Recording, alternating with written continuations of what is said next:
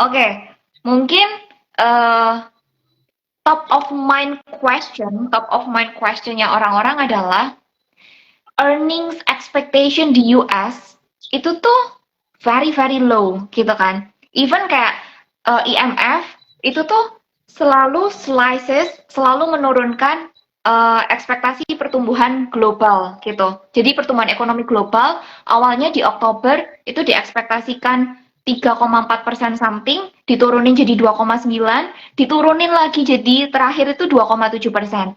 Artinya memang dari IMF sendiri mengekspektasikan ya US ini juga akan boleh dibilang tuh nggak terlalu oke lah ya dari EPS growth-nya gitu.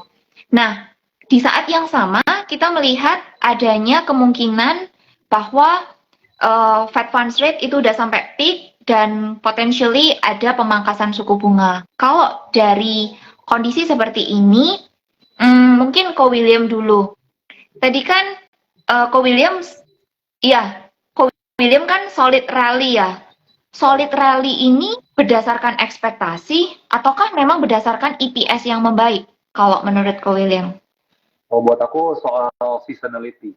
Jadi kalau kalian lihat, market kan selalu bergerak lebih dulu dibandingkan data ekonomi.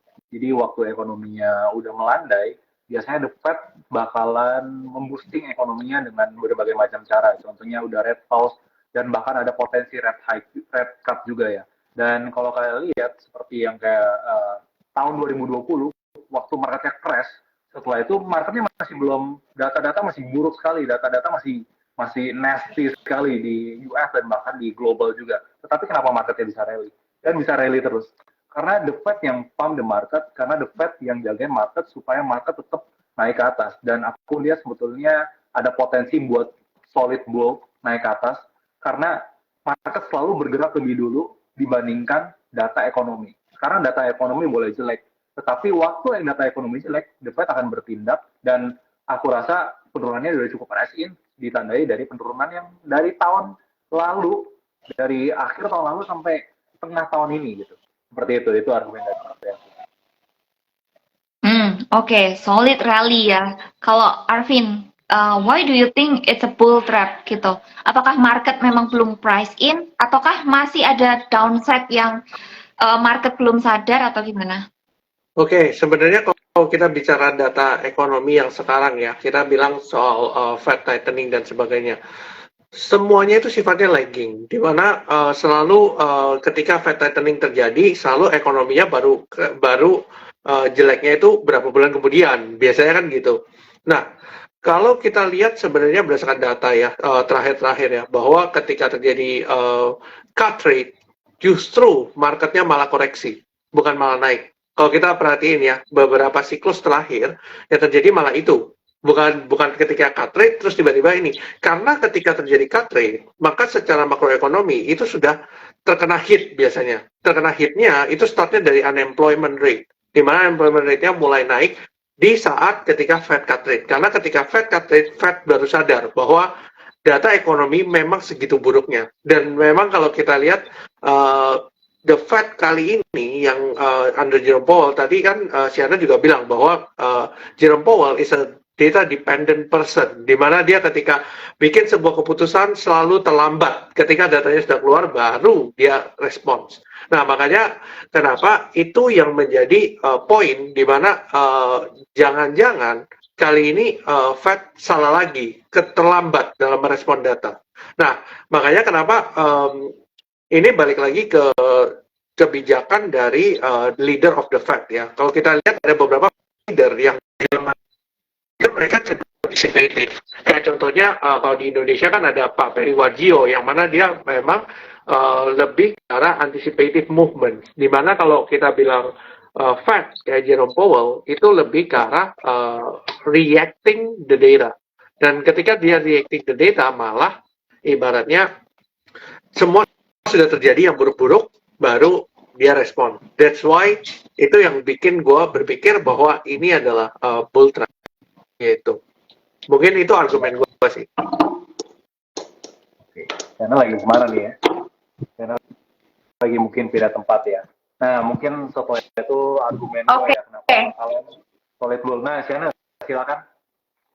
Oh ya, iya, menarik banget ketika kita sedikit menjulit tentang Powell yang mungkin sudah bisa dihitung ya berapa kali agak ceroboh gitu dalam mengambil keputusan gitu kan ya. Hmm. Oke, coming from that point, bahwa Powell itu bisa saja melakukan kesalahan, dan kalau seandainya kita coba berpikir dari segi sebaliknya, let's say Powell belajar dari kesalahan dan dia merespon lebih dulu sehingga tidak lagi terlambat untuk mengambil keputusan, which is ya bisa aja cut rate. Apakah pada akhirnya memang dengan cut rate ini ekspektasi pertumbuhan bisnis, pertumbuhan ekonomi di US tuh bisa otomatis pulih lagi, ataukah sebenarnya cut rate ini tidak membawa efek terlalu signifikan ke perbaikan EPS gitu. Dan again, ketika investor menyadari hal tersebut, mereka merespon. Terus begitu memang bisnis tidak berjalan sesuai ekspektasi mereka, jadinya ya itu tuh bull trap. Kalau dari Ko William ada tanggapan nggak? Let's say misal kita kalau kita berpikir atau mengantisipasi skenario tersebut. Skenario yang sorry tadi boleh sedikit-sedikit. Oh, jadi gini, tadi kan Arvin bilang ya, kalau seandainya ini tuh bakal bull trap gitu, karena The Fed itu data dependent dan beliau itu selalu terlambat dalam ambil keputusan. Misal, kita ambil antisipasi skenario yang lain, di mana The Fed yang biasanya salah atau mungkin terlambat dalam mengambil keputusan, itu tuh belajar dari pengalaman dan dia melakukan pengambilan keputusan lebih dulu gitu. Jadi nggak yang lagging-lagging lah gitu. Nah, dari Ko William yang percaya bahwa solid rally ini tuh beneran terjadi, apakah cut rate itu tuh memang sebegitu kuat efeknya terhadap perbaikan bisnis dan perbaikan ekonomi di US gitu? Apakah tidak ada kemungkinan kalau seandainya investor yang kali ini terlalu optimis bahwa ekonomi sudah membaik, itu tuh pada akhirnya sadar it's such a expectation aja gitu. Dan pada akhirnya terjadi bull trap itu. Kalau dari Ko William gimana nih pandangannya? Iya, kalau menurut aku sih ya, ini menurut data historis ya, tidak ada resesi atau market crash atau market yang turun lebih dalam jangka waktu yang sangat singkat dari tahun 2020 contohnya ke tahun 2023 yang which is 3 tahun. Dan uh, selama selama pengalaman ya dan selama historis ya terjadi contohnya tahun 2008. Setelah itu solid rally terus karena ya walaupun kedepannya masih ada ketakutan-ketakutan yang ada di market, tetapi market selalu menunjukkan angka yang selalu naik gitu dari tahun ke tahun ya. Either dari EPS-nya yang bakalan stagnan atau bahkan mungkin akan sedikit menurun ya. Tapi kalau kalian lihat sekali lagi, kalau menurut aku market bakalan bergerak sebelum data itu akan keluar gitu. Dan bisa jadi dalam jangka waktu yang cukup singkat, The Fed bakalan cut rate, bakalan Fed ya. Dan aku sedikit jujur juga kalau misalkan mungkin ada sedikit koreksi dan itu juga terbukti ya dari historis ya. Waktu The Fed melakukan cut rate, koreksi saham sedikit, tapi setelah itu bakalan rally lagi lebih tinggi karena waktu pasti kan lagging ya, pasti akan lagging. Jadi waktu mereka telat buat melakukan cut rate dan menunggu sampai datanya ada, ekonomi bakalan ada sedikit goncangan. Tetapi setelah itu, market kan bakal berekspektasi dan the Fed bakalan pump the money into the market lagi. Dan abis itu biasanya mungkin dalam jangka waktu 3 sampai 6 bulan marketnya bakalan rally lagi ke depan.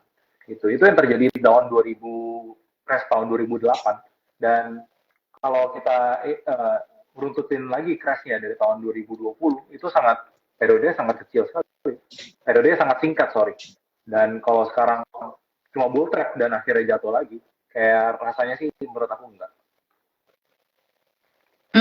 Oke. Berarti Ko William masih cukup percaya bahwa bull market itu tuh built on pessimism. Berarti sekarang ini ya emang pessimism is the best moment untuk start bull market kita ya.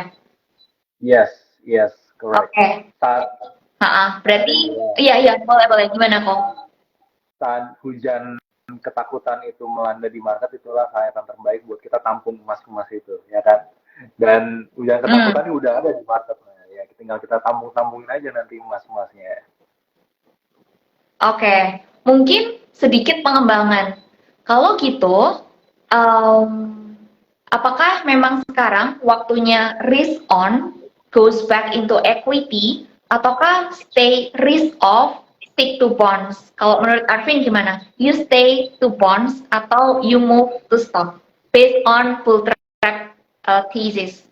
Oke, kalau kalau gue pribadi, kalau risk off ya, kalau kita bilang ini just a bull trap, berarti kalau kita bilang it's just a bull trap, maka kita akan lebih berat di bonds. Kalau kita statusnya bearish ya, dan berarti kita view-nya bearish. Kenapa?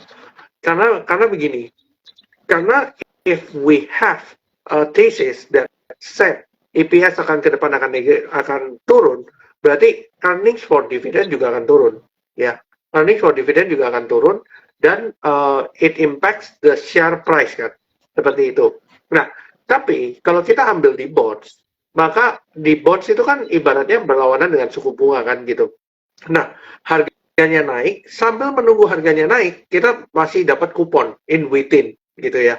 Dapat kupon in within dan pastinya ketika kita masuk di bonds di saat itu dan ketika the Fed merespon seperti yang gue bilang tadi, ketika the Fed merespon, oke, kita cut rate gitu, berarti kan harga bondsnya juga naik gitu at the same time and you get the coupon as well. Nah, nanti baru move to stocks if let's say the market has bottom. Kalau kita ngomong bull trap case ya, kalau kita bilang bull trap case maka strateginya akan seperti itu. Nah, tapi ini akan berbeda dengan kebalikannya. Misalnya contoh kalau misalnya EPS-nya memang bagus ke depannya. Nah, ini akan berbeda lagi kita punya strategi gitu kan. Nah, tapi kalau misalnya kita ngomong from bull trap scenario, then it would say ya, seperti yang gue bilang akan lebih berat di bonds daripada di stocks. Karena stocks, there will be many risk and uncertainty yang menyebabkan stocks itu susah untuk naiknya. Ketika dia naik, digeber lagi, naik, digeber lagi. Karena banyak sekali sentimen. Dan bull run yang kali ini, yang sekarang terjadi, itu bukan karena ekspektasi earning, tapi karena the Fed. Jadi the Fed-nya memang ekspektasinya menahan suku bunga yang menyebabkan marketnya rally gitu kan. Dengan berharap terjadi soft landing di US. Nah, ini akan berbeda ketika ternyata yang terjadi beberapa bulan kemudian ada hard landing. Dan ketika yang terjadi hard landing, maka berarti Fed akan merubah semua sistemnya yang sudah dilakukan saat ini. Jadi, kalau lihat dari bull trap skenario, itu yang gue lihat. Oke, menarik. Jadi, you stick to bonds, and then kalau kita coba kulik lagi ke William, investor selalu disarankan untuk risk-based approach. Jadi kayak ya udah fokus dulu risknya, jangan fokus ke rewardnya dulu gitu. Nah, kalau dari William sendiri, tadi masih dengan thesis bull rally yang solid dan cukup yakin bahwa bull market built on pessimism. Apakah artinya dalam hal ini investor mengabaikan sisi resiko dan jump in into stock, atau sebenarnya ya sekarang ya udah tunggu dulu di bonds, atau gimana nih dari Ko William? Goes to equity now atau to bonds? Satu kalimat, you must not fight against the Fed. Kalau the Fed-nya lagi come into the market, don't fight against the Fed. Dan kalau kalian lihat juga harga emas tadinya kan sempat naik sampai 2000 ya. Setelah itu 2004 2100 nggak sih kok ya? Iya, 2070 seingat saya. Seingat aku. Iya, 2070. Iya. Iya. Jatuh sampai 1930 yang which is penurunannya udah 100 perak ya. $100 per troy, which is itu penurunannya cukup besar. Dan biasanya kalau gold ini menggambarkan kondisi apakah bakalan resesi atau enggak gitu ya. Kalau marketnya kemungkinan besar nanti bakalan resesi dan bakalan sangat menakutkan, harusnya harga emas nggak segini. Ternyata market sudah price in kan kira-kira potensi yang ke depan yang mungkin setelah melihat data-data yang cukup stable. Contohnya seperti unemployment yang cukup stable, dan setelah itu ada data-data CPI yang terus membaik ya, data inflasi yang terus membaik. Dan menurut aku tetap dengan posisi market bakalan terus bull.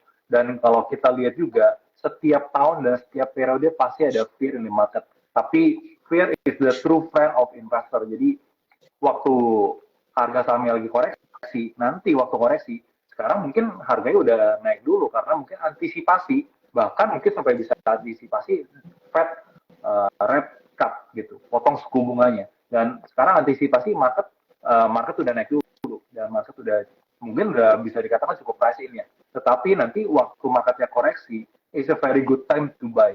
Contohnya saham-saham teknologi yang naiknya udah luar biasa sekali. Dan kemarin kita takut nanti resesi, kita takut nanti marketnya crash, kita takut nanti hard landing, kita takut, kita Iya, takut. Vin. Dan gue mulai bilang, ya, fear is the true friend of investor. Jadi marketnya still in bull phase. Aduh, sampai keringetan. Sampai ngepul. Oh, waduh. Waduh. Iya, iya, iya, iya. Oke, berarti menarik ya view-nya Ko William. Bad season is actually good reason to add our investment gitu. Jadi ya mungkin dari Arvin ada tanggapan kah sebelum aku balikin ke Ko William to sum up our very interesting debate hari ini?